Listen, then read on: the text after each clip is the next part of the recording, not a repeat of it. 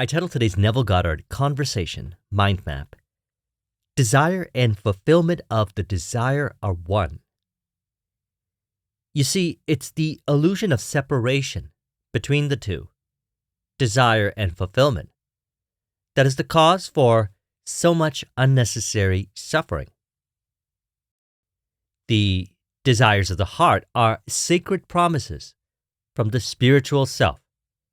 It is only by, we could say, seemingly disconnected relationship between desire and fulfillment of desire that appears as separation between the desire and fulfillment of it.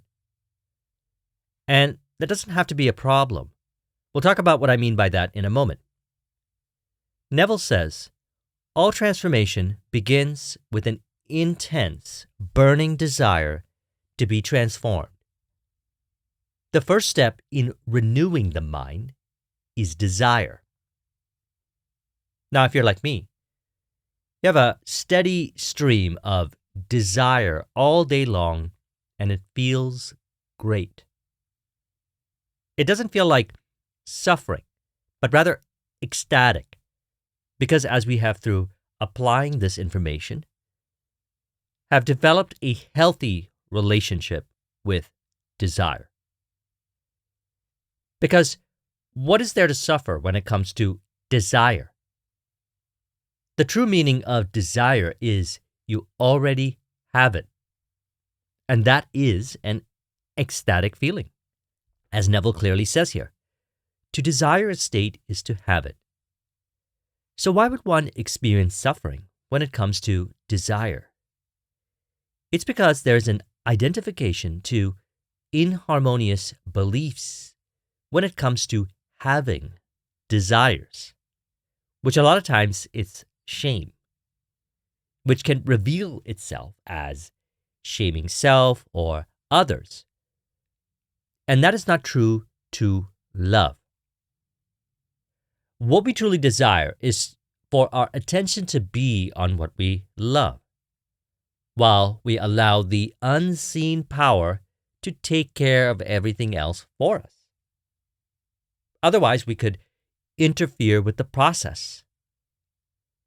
Now, as mentioned in Thursday's video, when I discussed the 7 stages of spiritual alchemy to clarify, mind purification happens automatically on the journey to materializing our desires.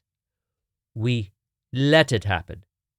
We let God do everything, we could say. Let go and let God do everything. And why would attention seem to sway from what we love? Well, to bring awareness to what is going on within, to bring us back to love. Now, there's so many beliefs when it comes to shame, which may even include God is shaming, which is not true. God does not shame. God is beyond shame. It is the beliefs identified with in mind by the individual that creates the illusion that the all is shaming. God is the unseen within you that takes what you personally believe is true and externalizes it for you. So there's truly no shame in that equation. Now, in relation to desires, shame-based beliefs can suppress, repress, and even deny the existence of desire, hypnotizing a person unknowingly into conformity, where they surrender their free will to beliefs or belief systems not true to how they truly desire to be, which could even lead to them having challenges to knowing what they truly desire in life, a lack of desire. And I find that quite troubling personally when I see free will being surrendered to beliefs that throttle the perpetual conversation of the natural self and the spiritual self, as the spiritual self is giving the natural self the desires, as he says here.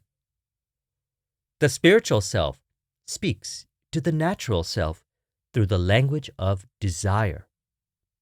The key to progress in life and to the fulfillment of dreams lies in ready obedience to its voice. Unhesitating obedience to its voice is an immediate assumption of the wish fulfilled. To desire a state is to have it. So there it is. To desire a state is to have it. As in, you can't desire something unless it already exists. That's the way it is.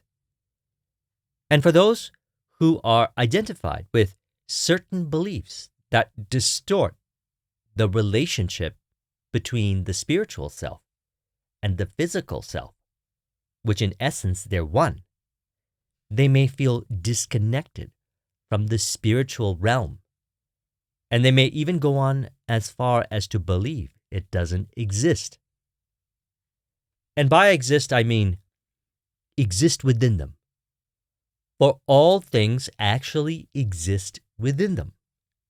And although not identified with all of those things at any given moment for life experience, which is identification to certain things within them, nevertheless, all of it at a core level exists within them.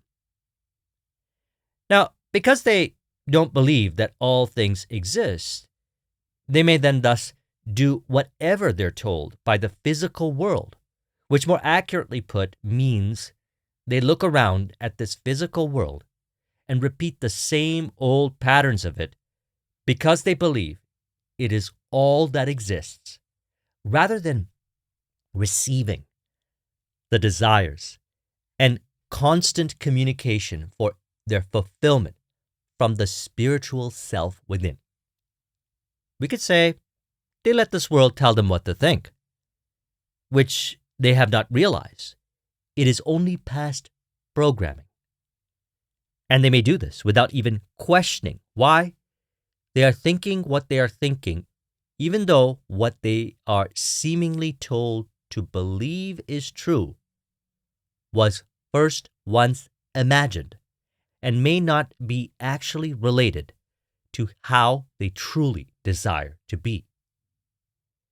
Yet if they only put 2 and 2 together, they will see that all information they consume was first once imagined by others who received it from within.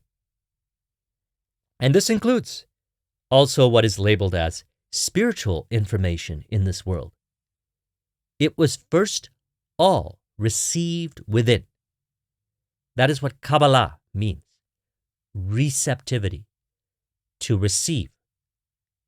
Remember, Neville studied Kabbalah with Abdullah, an Ethiopian Kabbalistic rabbi. Neville was also at one time a Rosicrucian, where in Rosicrucianism, the primary focuses are on Kabbalah, alchemy, and Hermeticism. So the spiritual realm exists, and all things exist. Neville himself spoke a lot about spiritual phenomena, which parallels many spiritual traditions.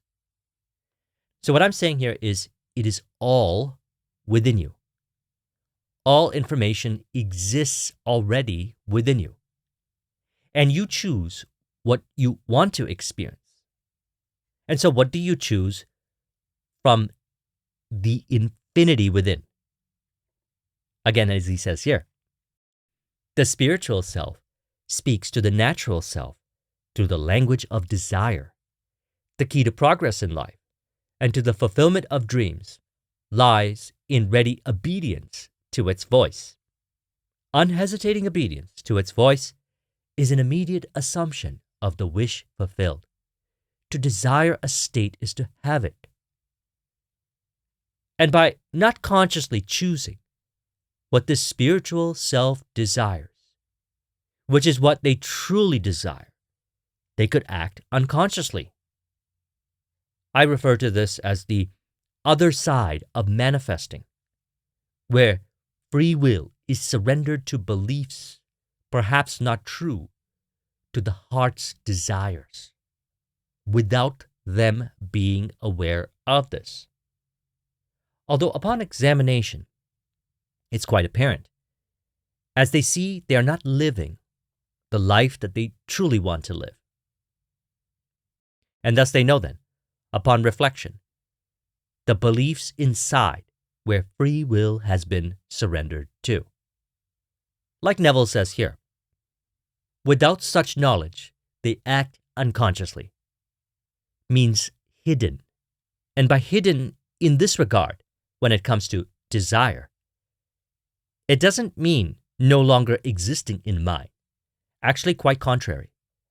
The desires from the spiritual self could get suppressed and repressed into the unconscious.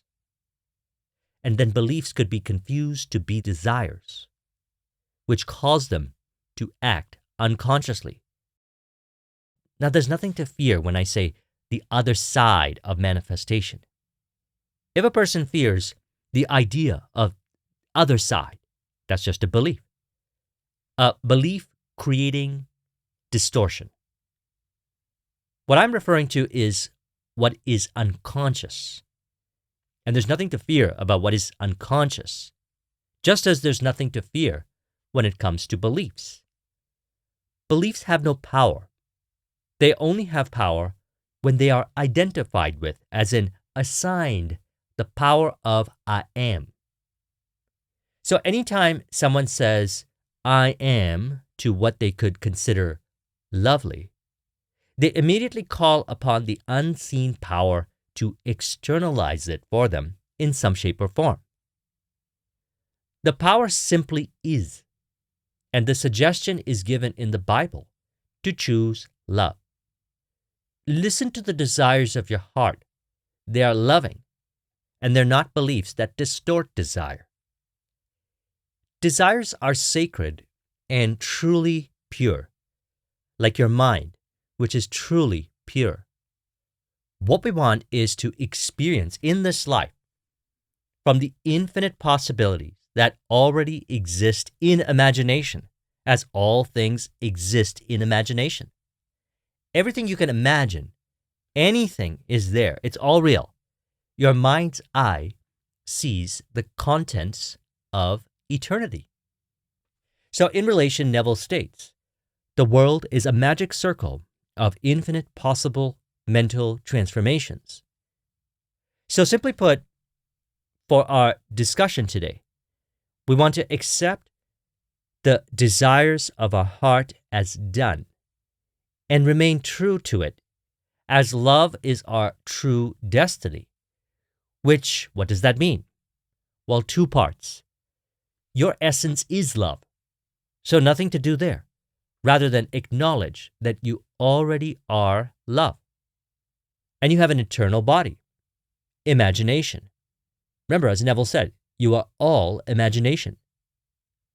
From there, you choose all that matches love from the eternal body of imagination and accept those desires as fulfilled. And how do we do that? Well, through renewing our mind. And so how do we renew the mind? Well, let's go back to the beginning here. He says, all transformation begins with an intense, burning desire to be transformed. The first step in the renewing of the mind is desire. So you imagine you already are all that you desire to be now, and accept that suggestion. This brings you into your ideal state of consciousness. And from there, everything happens automatically and ideally. You'll notice this. Life re-becomes magical again. Everything goes your way, and it's in the spirit of harmony and love with all. And if anything shows up not in harmony with how you are ideally, you disentangle your mind from the evidence of the senses and say to yourself, I already am the ideal I desire to be. Because to desire a state is to have it. Speaking of Abdullah, like how he said to Neville, who told you you were going to Barbados and you went there third class? You are in Barbados and you went there first class. He said this because to desire a state is to have it. How could he not be in Barbados now? and having gone there third class. He is in Barbados now, and he got there first class. To desire a state is to have it. And so go to the end, all the way to the end, and realize that you already are the ideal you desire to be, and all that you love shall be added onto you. This is what I do. And there's nothing this world can say or do to seemingly deny this fact, because to desire a state is to have it. To desire a state is to have it. To desire a state is to have it. And not from a place of force, rather than from the way of love. Like, that's the way it is. I also recommend my video from last Sunday where we discussed free will being surrendered to information, which again, more accurately put, is to a specific belief in mind where free will has been surrendered to that causes polarization to information. And so, a good question worth asking, if you become polarized to information, is this true to how I am ideally? As in, what are you believing? What shows up for you? And you'll know right then and there. It is only a belief in mind where free will has been surrendered to, and you can release it. Then it no longer causes you to be polarized to that information, and then you're free from that bondage. So mind is not a problem. The beliefs in mind are also not a problem. We simply choose what we truly desire and we let the rest be. And so likewise, what is the problem then with desire? Does any entrepreneur or artist, and I'll speak for myself included, and many that I've worked with, not have a steady stream of desire to stimulate invention and innovation and artistic expression alongside the journey to realizing the vision? That's not suffering. That is being vitalized by desire, which stimulates imagination for new creative expressions beyond the past beliefs of this world. Those who enjoy a steady stream of desire never run out of ideas because they have a healthy relationship with desire, which again means to desire a state is to have it. So desire does not mean suffering. There's no suffering when it comes to desire, because desire means to have already. And that's why it was so easy for Abdullah to close the door to doubt and go back to his library, because it truly did not make sense to him, as to desire a state is to have it. So again, unnecessary suffering in relation to desire is caused by distorted beliefs in mind of worrying about how things are going to happen. And we don't worry because it's all done for us by the unseen power within us, which knows ways beyond this personal brain. And always remember, the spiritual self speaks to the natural self all day long through the language of desire. Thus, by having a healthy relationship with desire, we are no longer troubled by it, rather vitalized and inspired by it. And this might be part of the seeming confusion with having a burning desire. It may be confused with being forceful or controlling. It actually means extremely interested in doing it, like, for example, enjoying your art. You get to do it rather than you have to do it, which is perfect. And actually, even with that, the unseen does everything for you. So what then is there to force and control? Force and control are only beliefs and have nothing to do with desire. Desire means you have it, which from that premise, if a finger is to be lifted, it's done for you by the unseen power within you. So I trust you found this video to be helpful. Let's go ahead and conclude this with an auto-suggestion to further encourage. You can say, I accept that all I desire is already mine, as I dwell in and from the end, as the end is where I begin, which is love. Thus all that is lovely is added unto me as I remain in my ideal state of flow wherever I go, transmuting everything I observe into gold in an effortless way, all done for me by the unseen power within me. If you would like a copy of this mind map, the link is in the description. Thank you very much for watching. I'll talk with you soon. Take care.